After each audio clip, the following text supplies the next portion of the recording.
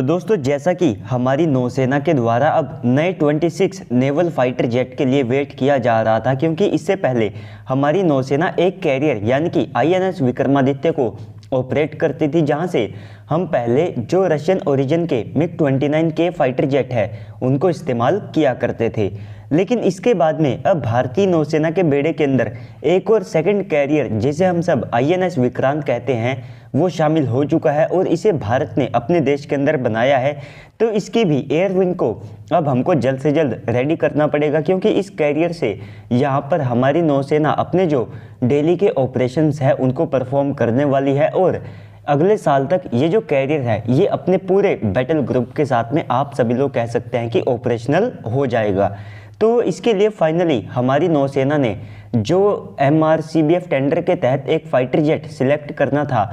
वो हमारी नौसेना के द्वारा राफेल M के तौर पर सिलेक्ट किया जा चुका है। तो दोस्तों अब इस डील को लेकर के क्या डेवलपमेंट्स और साथ में इंडिकेशंस सामने निकल करके आ रहे हैं, इनके बारे में मैं आप सभी लोगों को इस वीडियो के अंदर बताऊंगा। लेकिन दोस्तों वीडियो को शुरू करने से पहले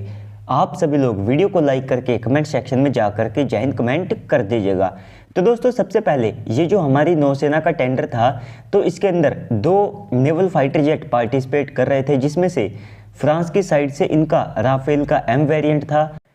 और इस टेंडर में USA भी पार्टिसिपेट कर रहा था, जहां पर उनकी साइड से हमको अपने FA-18 सुपर हॉर्नेट के जो ब्लॉक 3 वेरिएंट है वे यहां पर ऑफर किए गए थे। और इसी के साथ में अगर आप रशिया को भी देखते हैं तो रशिया ने भी भारत को अपने जो मिग-29 के नेवल फाइटर जेट है वे ऑफर किए थे। लेकिन हमारी नौसेना उन फाइटर जेट की परफॉर्मेंस से इतना ज़्यादा खुश नहीं है, क्योंकि इनकी जो सर्विसेबिलिटी है वो भारतीय नौसेना को इतना ज़्यादा इम्प्रेस नहीं कर पा रही है। तो इस कारण से अब हमारी नौसेना के द्वारा सेकेंडरी जो ऑप्शंस है उनके ऊपर काम किया जा रहा था। और इसी सब के अंतर्गत हमारी नौसेना ने फाइनली जो फ्रांस की सरकार है तो इनको ऑफिशियली एक यहाँ पर जो लेटर ऑफ रिक्वेस्ट है वो 26 नेवल राफेल फाइटर जेट के लिए हाल ही में दिया था, जिसके बाद में अब इस डील को लेकर के जो डेवलपमेंट है वो और ज़्यादा फास्ट हो जाएगी, क्योंकि जैसे ही यहाँ पर फ्रांस की सरकार इनको अप्रूव करती है, जो कि यहाँ पर काफ़ी ज़्यादा जल्द हो जाएगा, तो इसके बाद में बताया जा रहा है कि भारत की साइड से जो ओवरऑल सिचुएशन है इसको देखते हुए 2024 के मिड तक ही इस डील को फाइनल कर लिया जाएगा। और इसके बाद में कुछ ही समय के बाद जो फ्रांस है वो इन फाइटर जेट्स की डिलीवरी को भी शुरू कर देगा। तो इससे पहले कुछ जो रिपोर्ट सामने निकल करके आई थी तो वे ये भी सजेस्ट करती थी कि भारत इन 26 नेवल राफेल फाइटर जेट के साथ में 150 के आसपास जो मीटियोर मिसाइल्स है इनके भी ऑर्डर को प्लेस करेगा। और इन 26 नेवल राफेल फाइटर जेट में से 22 यहाँ पर सिंगल सीट वेरिएंट होंगे और 4 यहाँ पर ट्विन सीट वेरिएंट होंगे, जो कि ट्रेनिंग के लिए भी इस्तेमाल किए जाएंगे।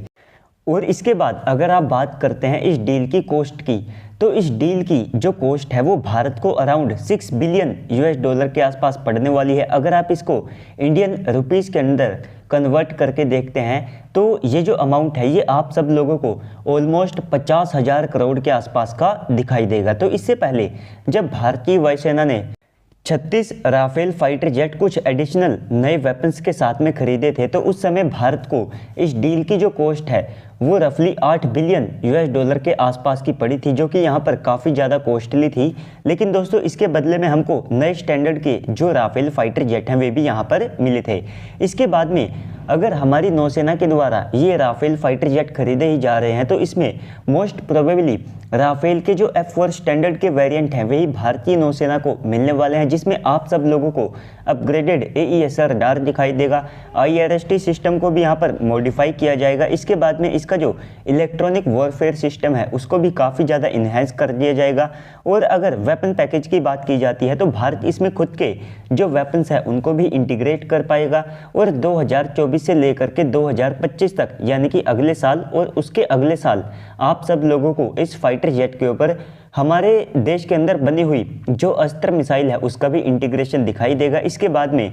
हम खुद की जो एयर टू एयर मिसाइलें हैं और साथ ही साथ जो नेक्स्ट जनरेशन की एंटी रेडिएशन मिसाइलें हैं उनका भी इस्तेमाल कर पाएंगे, जो कि यहाँ पर अभी के लिए जो फ्रेंच राफेल फाइटर जेट हैं वे लैक करते हैं। तो दोस्तों ओवरऑल इस पूरी पॉजिटिव डेवलपमेंट के बाद अब आप सबको क्या लगता है कमेंट सेक्शन में बताइएगा। साथ ही साथ अगर आपको वीडियो अच्छी लगी है तो वीडियो को लाइक कर दीजिएगा। अगर आप चैनल के ऊपर पहली बार आए हैं तो प्लीज़ से चैनल को भी सब्सक्राइब कर दीजिएगा। तो चलिए दोस्तों आज की इस वीडियो में इतना ही, मिलते हैं अगली वीडियो में, तब तक के लिए गुड बाय, जय हिंद।